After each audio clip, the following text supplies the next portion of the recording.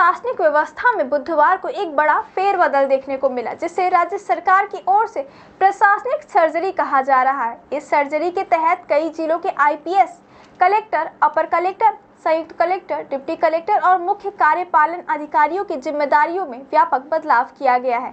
कुल मिलाकर 75 राज्य प्रशासनिक सेवा के अधिकारियों और 8 आईपीएस अधिकारियों का ट्रांसफर किया गया है, जिससे प्रदेश की प्रशासनिक संरचना में एक नई तस्वीर उभर कर सामने आई है। यह बदलाव ऐसे समय में हुआ जब मुख्यमंत्री शायद दिल्ली दौरे पर रवाना हुए थे। ठीक उसी समय सामान्य प्रशासन विभाग की ओर से तबादलों की सूची जारी कर दी गई, जिससे यह संदेश दिया गया कि सरकार ने योजनाबद्ध तरीके से व्यवस्था को नया आकार देने की तैयारी पहले से तय कर रखी थी।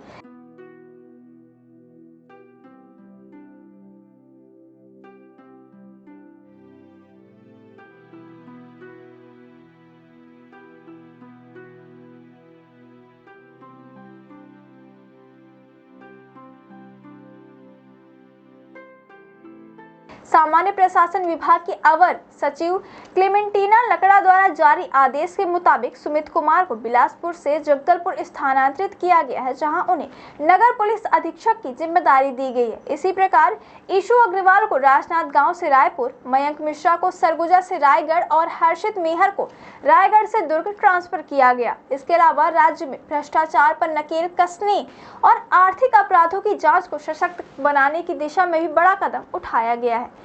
छत्तीसगढ़ पुलिस के 3 वरिष्ठ अधिकारियों एडिशनल एसपी जयप्रकाश बढ़ई, डीएसपी प्रभात पटेल और इंस्पेक्टर नवीन देवांगन को प्रतिनियुक्ति पर एंटी करप्शन ब्यूरो और आर्थिक अपराध अन्वेषण शाखा में भेजा गया है।